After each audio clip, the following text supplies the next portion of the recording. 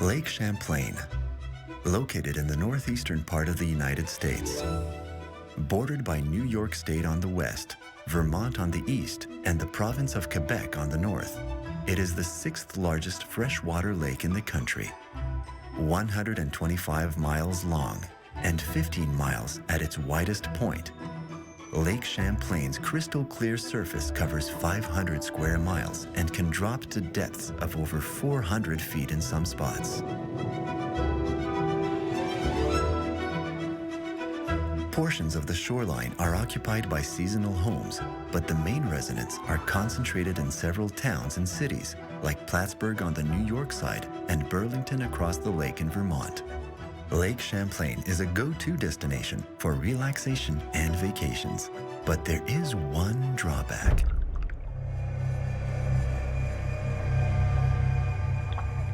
Some believe the lake harbors a monster. The monster of Lake Champlain has been called one of the continent's great unsolved mysteries of science. A giant prehistoric beast lurking in the depths of the lake.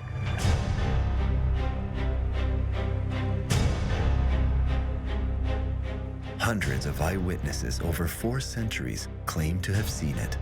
Don't know for sure what it is, but something came up along the side of the boat. I don't know what I saw, but it was eerie and it was unsettling. Something caught the corner of my eye, but it definitely something was there. We turned around, we were looking at it, and it was a black neck and head. This is totally, this is probably the closest rendition of anything I've ever seen that has been put together that fills the bill of what I saw. Their testimonials all describe a creature weighing several tons and measuring over 30 feet. There are 3 large humps protruding from this calm lake surface, motionless, and they just very slowly sunk beneath the surface of the lake. What I saw was sort of greenish brown, brownish green. And it didn't have any features other than this sort of roundish post-looking thing. What we saw was a black neck and head of something. These are the size of the fins that came out of the water. This size, that size. 4 jobbies that were purple, and this was all this pink color.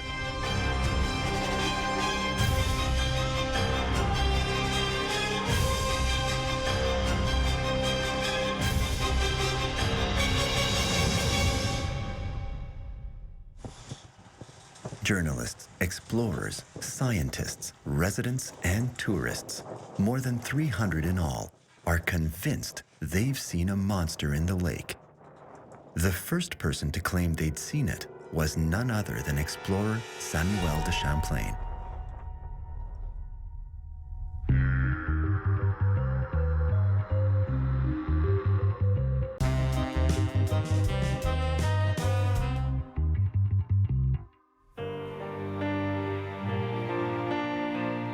Lake Champlain features dozens of bays and over 70 islands.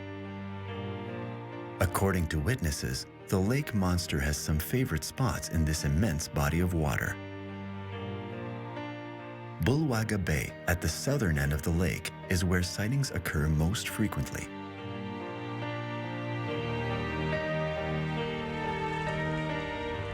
This small bay is only about 30 feet deep and considered an angler's paradise.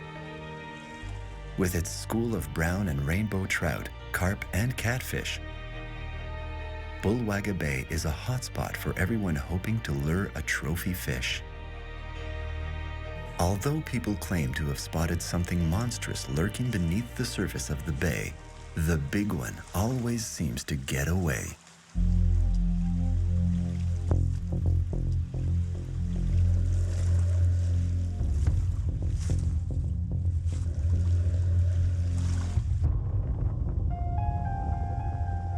After first revealing itself to Samuel de Champlain in 1609, the mysterious creature made several later appearances in Bullwagga Bay, including one in 1887 to a group of railway workers.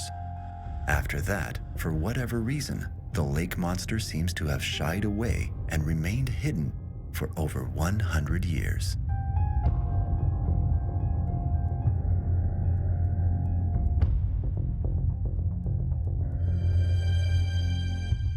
In the 20th century, the monster finally rose to fame.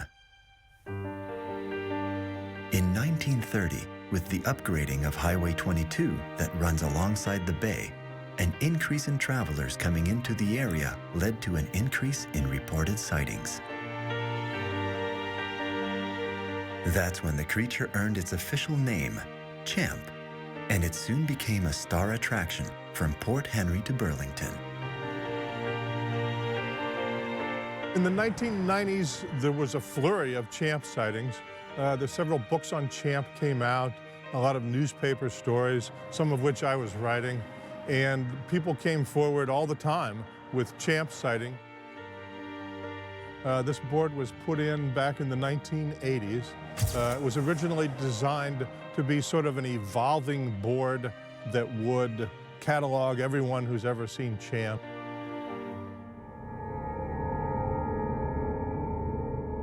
It was in early December. We were coming back from the Lake George area along the lake shore below Port Henry to South Port Henry on a Sunday afternoon. And so I was looking out the window and all of a sudden I see this post-like thing. So I turn to Bob and I say, "What's that post-like thing out there?" And when I look back, it was gone. There was no post, but there were concentric circles of water, you know, like big round ripples going out. And posts just don't disappear like that. We couldn't see anything. The lake was flat, nothing was there, but it wasn't my imagination. I believe in Champ. Because Route 22 runs straight through Port Henry, the village is considered to be Champ's official residence.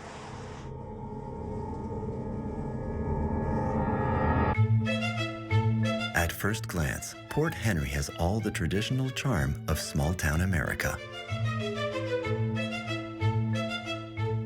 A courthouse, a Liberty Bell, fine dining in heritage buildings, 2 well-attended churches.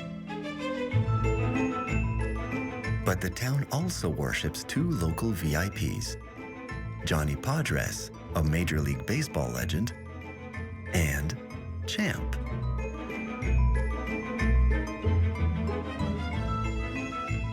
Why should you come to Port Henry? Well, I mean, all you need to do is look at the area. It looks like a European village on a hillside. It's just absolutely spectacular. And of course, we have our world-famous resident, Champ, who, you know, to this day, even myself, you know, you can't look out on the Lake Champlain without looking for something out there that may be different.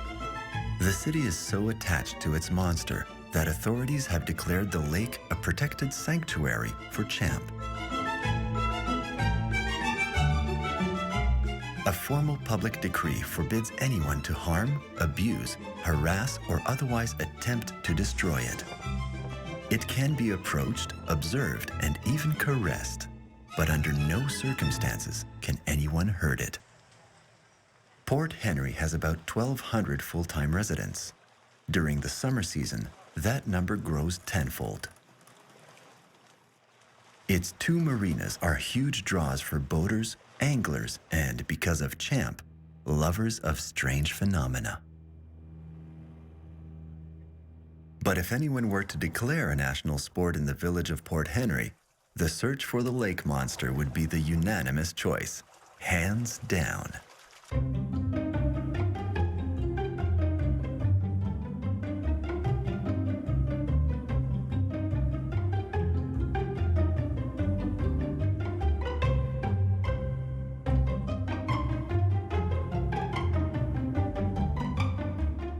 Residents with waterfront properties have a front row seat for observing their lake 24/7. We bought our summer house from an old merchant marine who had traveled the world on freighters. And one of my first days here, I'll never forget this, we were out fishing in a very small boat off Port Henry here. And he looked at me and he said, "Ron, there are some very strange things in this lake."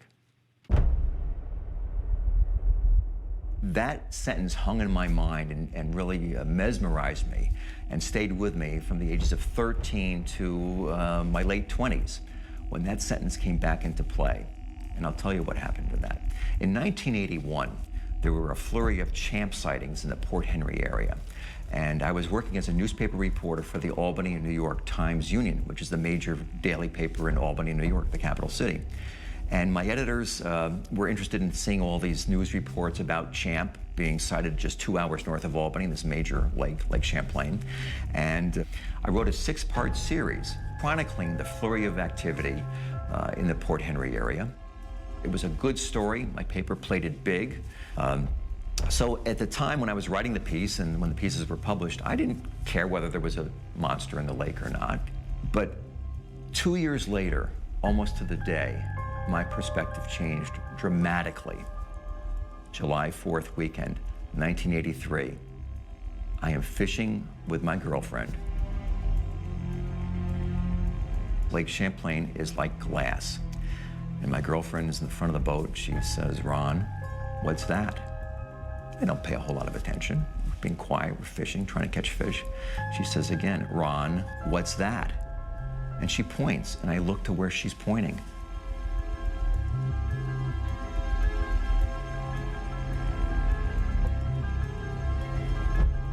And we watched for probably 10 seconds, 3 large humps that looked like large tires sticking maybe a foot and a half out of the water, motionless.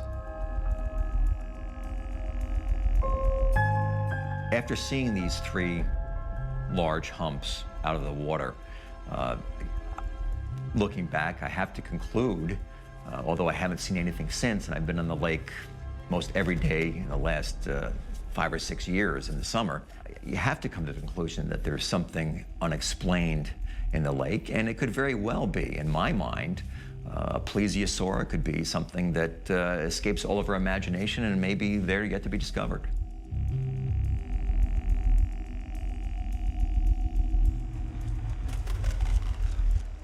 People who live along the shore of Lake Champlain aren't the only ones interested in champ. Scientists are also getting caught up in the mystery.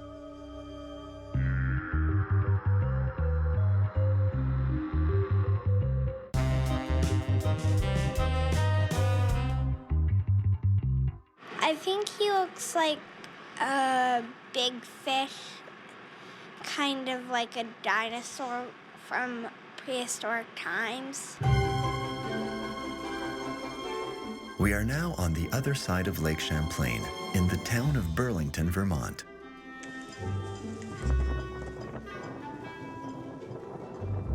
If Port Henry offers the best places to spot champ, then Burlington qualifies as the nerve center for local marine research. The scientific body known as the Leahy Center for Lake Champlain organized a gathering to help unravel the mystery of its local monster. My name is Linda Bowden. I am the Science Education Specialist, and we have an exciting program today. It's called CHAMP, the Unsolved Mystery.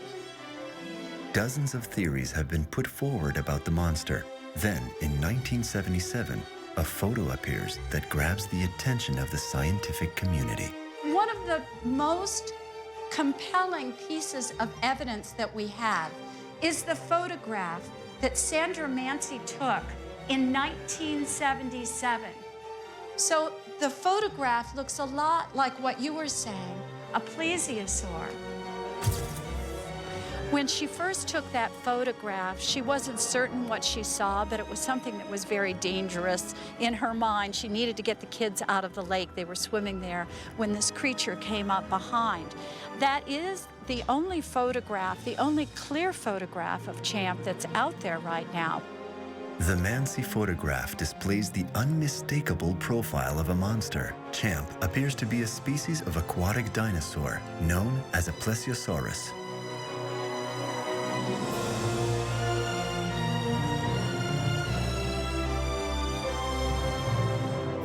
She took the photo to the New York Times, and the New York Times took it to an analyst who determined that it wasn't a fraud, it wasn't a fake, and the New York Times ran the photo.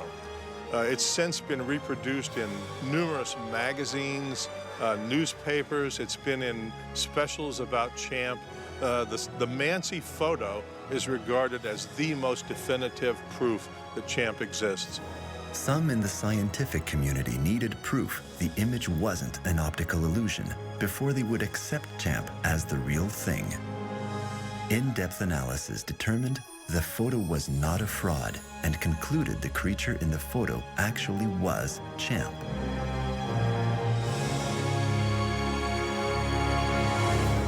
I have seen the Mancy photograph, and I've read some of the various analyses of that photograph, and it's a little bit of a mystery still, which is part of what makes it all exciting.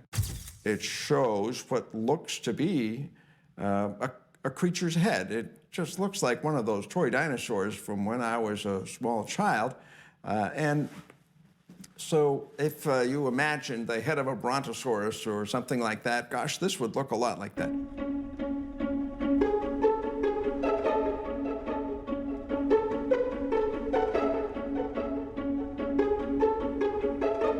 When I first saw the Sandra Mancy photograph, I thought she'd taken a photo of a plesiosaur. I thought that this was absolute proof that Champ exists. The Mancy photograph was reported to be taken in the area of Bullwagga Bay, in the northern part of the lake. However, in the area that Sandra Mancy reported taking the photograph, the water of the lake is about 14, 15 feet deep. It's not very deep. So a large creature would have a very hard time, quite a challenge, hiding in that shallow depth of water. Even though Lake Champlain reaches depths of up to 410 feet, skeptical scientists believe it's highly unlikely such a massive animal could thrive here, let alone reproduce in such a restricted habitat. In order to maintain a population over a long time, there probably would need to be 40 or 50 champ-like creatures here to breed and to withstand the rigors of time. A very small population of one couple or one pair would really not be sufficient. Another argument that challenges Champ's existence concerns the chronological order in which dinosaur species became extinct. The plesiosaur hypothesis is an interesting idea. It has a lot of appeal to some people, and they can imagine what it might look like. However, the environment here has not been very good for a persistent population of plesiosaurs. For one thing, the rest of the world saw the extinction of the plesiosaurs about 65 million years ago. So when we talk about the history of Lake Champlain, it's 10,000 years, we have to remember that the plesiosaurs went extinct 65,000 years ago. Lake Champlain was formed after the disappearance of Ice Age glaciers and the vast sea around it. This dramatic transformation of the geography in the region had a major impact. Saltwater gave way to freshwater. Desalination made it highly unlikely that any sea creature could survive in such an environment. Science hasn't explained all of life's mysteries. Champ may be one of them. Let's take a look at some of the cryptids, as they're called, animals that have been out there. One of the first ones was kraken. As you may know, the giant sea serpent, right?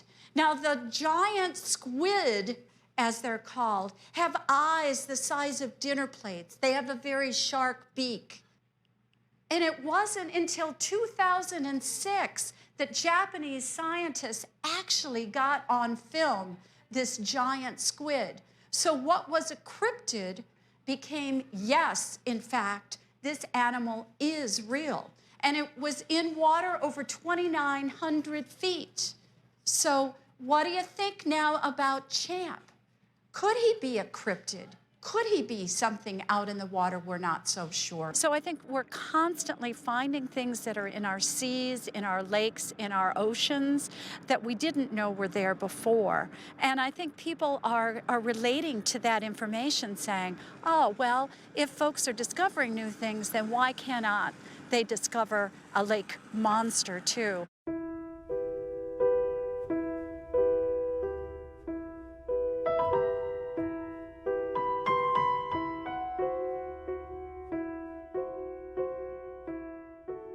Seeing Champ, I just think that there are things in my worldview that I believe we don't know everything. There's room for things that we don't know. And so I find myself gazing out at the lake at times, if I'm reading or walking. I know people that say they don't believe in Champ, and you can catch them looking, crossing the ferry.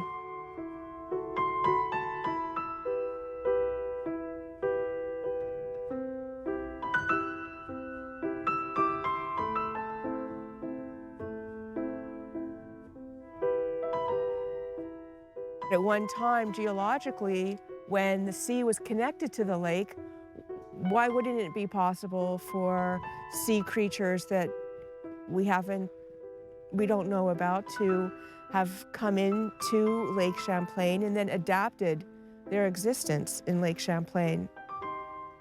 We don't know. And it's interesting not to know.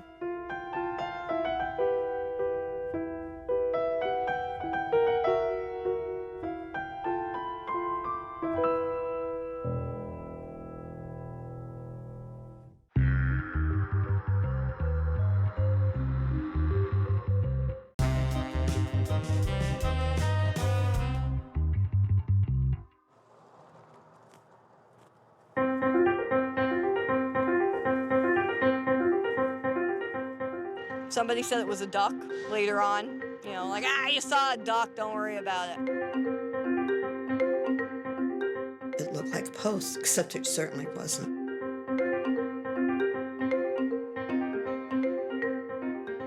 My buddy was saying, hey, it's ducks, something swimming. Right, ducks. No, ducks don't swim at night, and they quack. Objects floating or moving across a lake surface can sometimes fool the eye. Because our eyes, brains, and emotional states aren't always on the same wavelength, we can't be sure that what we're seeing is actually there. Spotted from a distance, a duck or a tree trunk can have multiple interpretations. In a split second, we might think we see something that, frankly, doesn't exist. So turn around, what do you see? A rabbit. A rabbit. Okay, turn back around. I'm going to change the photo. All right, now turn. What do you see? Tell me. A duck? A rabbit? Okay. Okay. So by turning the rabbit, our perceptions changed. It's still a rabbit. You're a little confused as to what it could possibly be. It's fun to watch how folks sit there and change their mind during the presentation and are beginning to believe that people may be seeing something out on the lake. Not sure exactly what it could be, but they do believe that there is something happening out on the lake.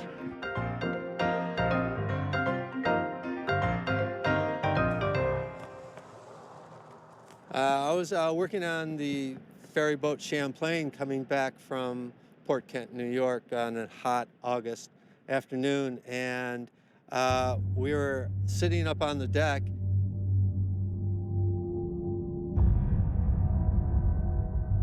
And I was reading and happened to look up and came upon the sighting of these two fins that came out of the water.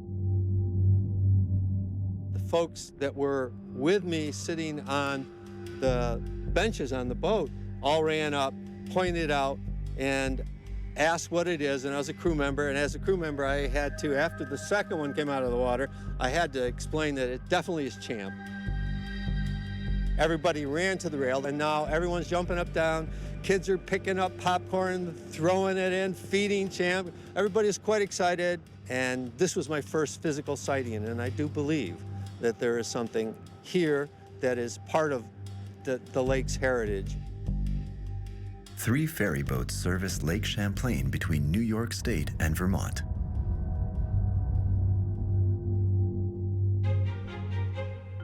Dozens of daily crossings with hundreds of passengers means thousands of pairs of eyes scanning the horizon at any time. I came to work for Lake Champlain Ferries in 1980, in the spring of 1980. And I kayak a lot too out here. I house sit around here a lot, so plus my career here, I'm here a lot. And it's a pretty amazing place. Not a bad office. I do recall one spring where we had some high water and some wind, and I was actually working on deck, and the captain I was working with, Cindy, we both saw this long chunk of something with a little thing coming up like this, and it was clearly a log. I said, you just wait, somebody's gonna come and ask us. And sure enough, maybe the following week, a woman came aboard with an 8 by 10 size photo of this chunk of log, and she asked us, did you see this at all? And we said, yes, it's over there on that shoreline, and it's a big chunk. So that's probably, for me, the closest, that I can say there was something out there that looked like Champ, or looked like something unusual.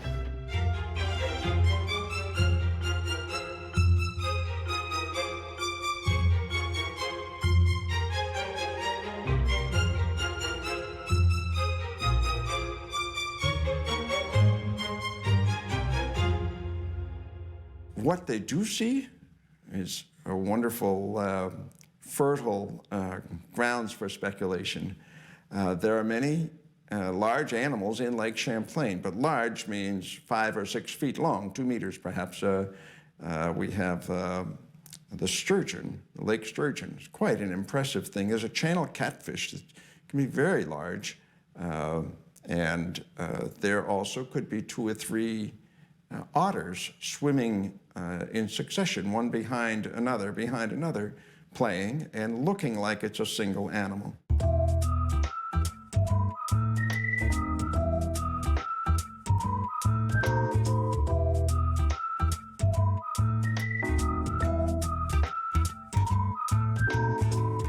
Now, there are some other possible explanations for what people have seen that look dynamic, they look alive, and that can happen when the wake of a boat, a wave train that is called the bow wake, from the prow of a boat that is moving through the lake.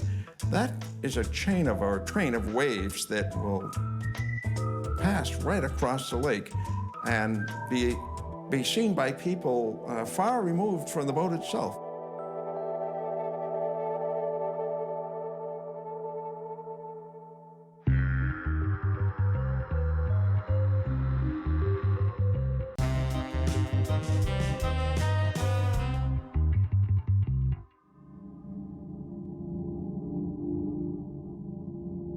The public is split into opposite camps where Champ is concerned.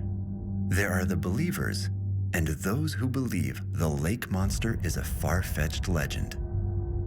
The fact remains, more than 300 eyewitnesses are convinced about what they saw. Could all 300 individuals be mistaken?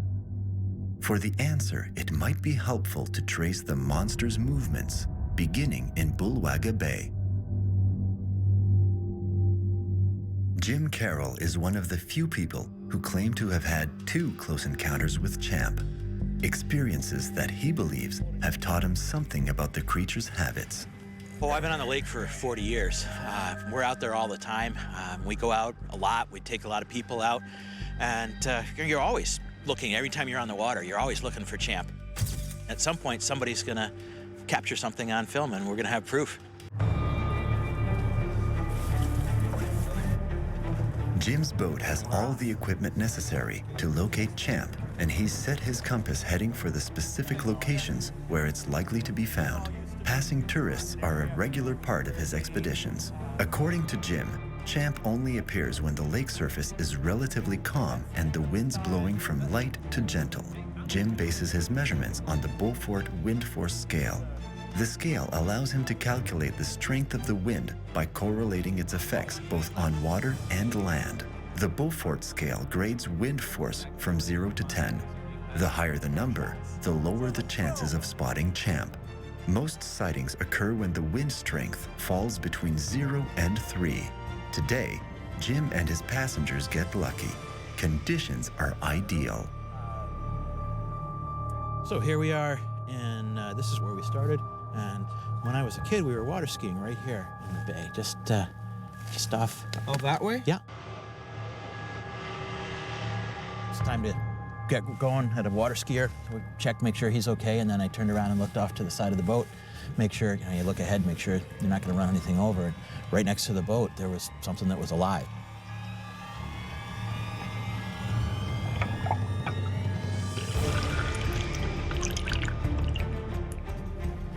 That wide, this big long hump that was as long as the boat. It was this little 16-foot ski boat. It was a little disconcerting.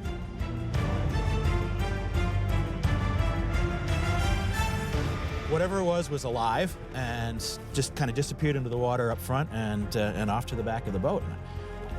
To my buddy who's driving. We grabbed the wheel, spun around. Went to the like, get in the boat. It's like, but it's my turn to ski. Get in the boat. You can see where the farmland, the right-hand one of those two, that's Arnold Bay. Were you afraid? You thought? Yeah, I mean, didn't know what it was. How often do you see a fish that's bigger than the boat you're in? It's kind of like right out of Jaws. Did you see it again? I did, as an adult. It was in this bay. Twice? Yeah. My kids were little, and we were out to dinner, and it was a nice night, and we were just putting back because we had babysitters. It was over here, actually in this shore.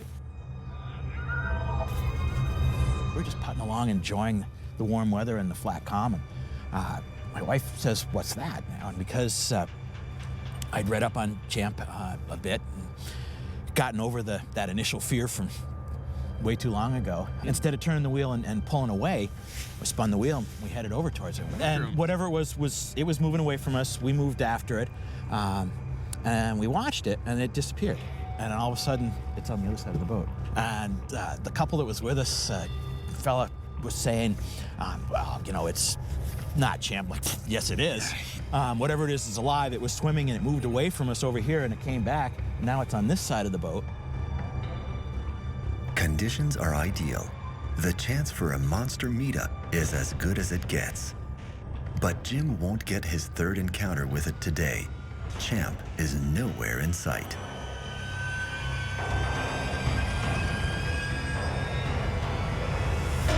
So with all of that, in the evenings on a summer night, when you're looking out over the lake and you see something you're not quite sure about, think about the fact that you might be seeing Champ.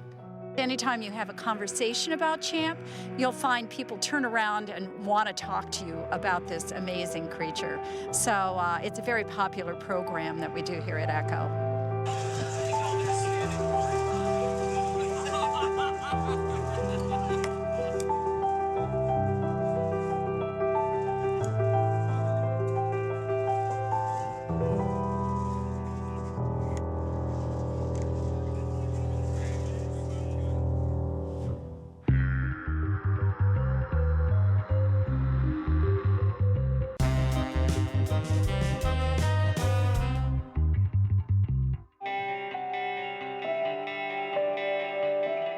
From the time Samuel de Champlain first spotted Champ, the monster has never strayed very far from Port Henry. It's why Champ occupies a central place in the region's cultural heritage and tourism. Everyone has a story to tell, a monster to celebrate. Today, the storytelling is happening here in Port Henry's old library at a gathering of Champ's newest fans. This book is called Champ and Me by the Maple Tree by Ed Shankman. In the valley of Vermont, near a lake called Champlain, if you cut through the woods on the old country lane, you'll come to a meadow with one maple tree that's as high as a person can see. Do you believe that Champ is out there? Yes. Think he is? Yeah? Have you ever seen him? No. Have you known anybody who thought they saw him? Yes. Tell us. Babysitter's husband, he thought he saw Champ because they have a nice view of the lake.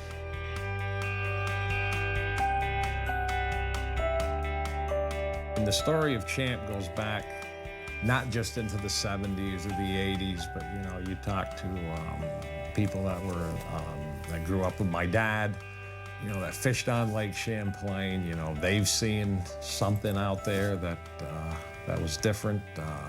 You know, even during the ice fishing season, they would see these shadows, you know, as they're sitting in their fish shanties, and you know, you're looking down your hole and you're fishing. All of a sudden, you just see this dark shadow, you know, fill the holes up, and then bang, you can see down in there again. So I believe that definitely something out there. And again, you know, while you're visiting Port Henry, you know, I'm certain that, you know, most areas in the village of Port Henry, you can see Lake Champlain. So you're going to be looking east, and you're going to be looking for our most famous resident, Champ.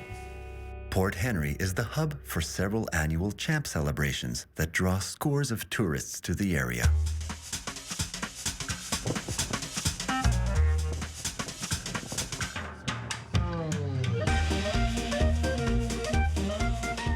Since the early 1990s, the first Saturday of August is declared Champ Day, with activities for the whole family. Amidst street parades and sidewalk sales, Champ is honored as the local hero of the day. Later in the year on Labor Day, organizers invite Champ to be their guest of honor at the annual celebration.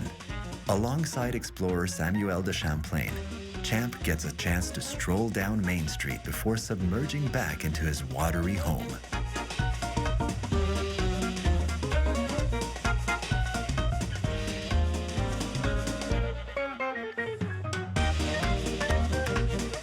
This once feared monster has become one of the main attractions for visitors to the region. Campgrounds, festivals, and commercial promotions all feature Champ in some tasty way or another.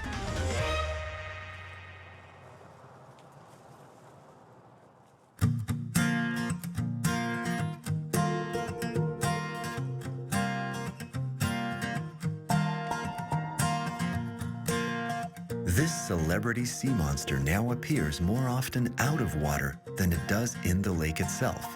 Champ's star power has been a windfall for the tourism industry. We started Champ's Trading Post because we found there was not really anyone out there who was doing Champ paraphernalia for sale for souvenirs.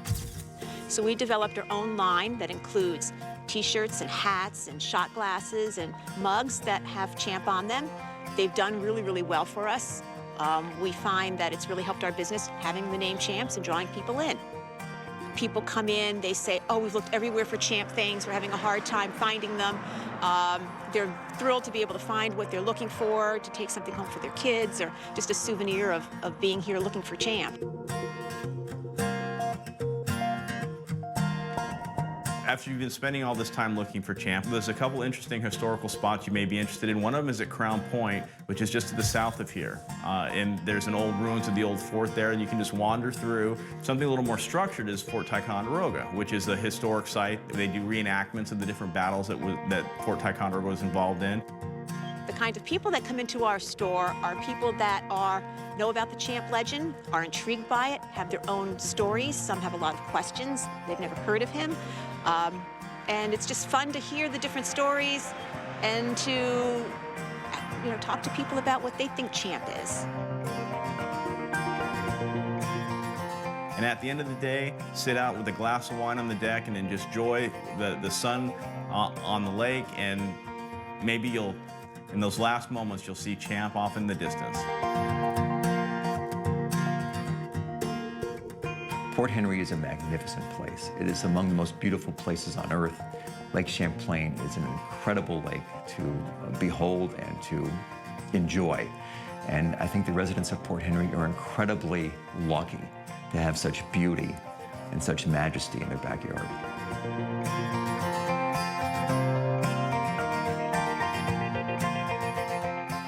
If you come to Vermont near a lake called Champlain and you cut through the woods on the old country lane, there's a chance you will see my friend Champ and me playing happy and free by the old maple tree. And that's the end.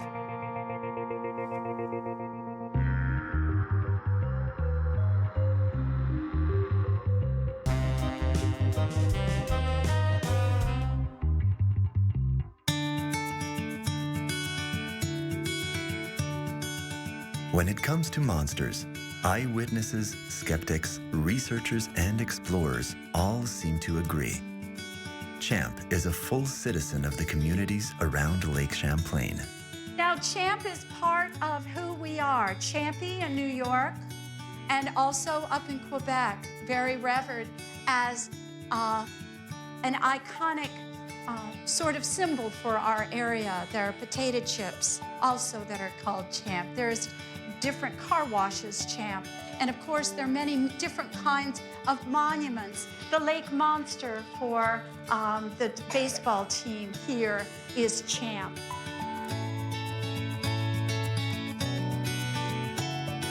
Lake Champlain is a lake that is powerful, dynamic, full of surprises.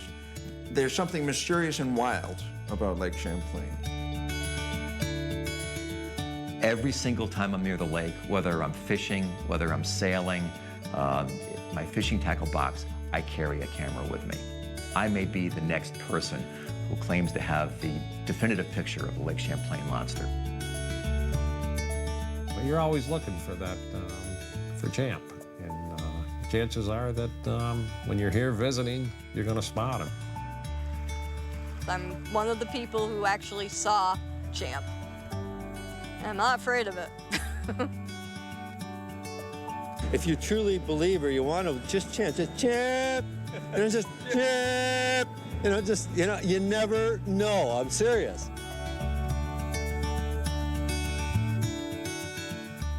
I'm not ready to close the book on Champ, ever. I do believe everything I've seen, everything I've heard, and especially with this personal sighting of something physical, that I could actually say, yes, that's why, I'm here sharing this to let you know that it works, Champ's good, and we need more Champs. Certainly. So many people have such a great affection to the idea of a Champlain creature. And so I think the best habitat for Champ, where Champ really lives, is in the hearts and the minds of many, many people.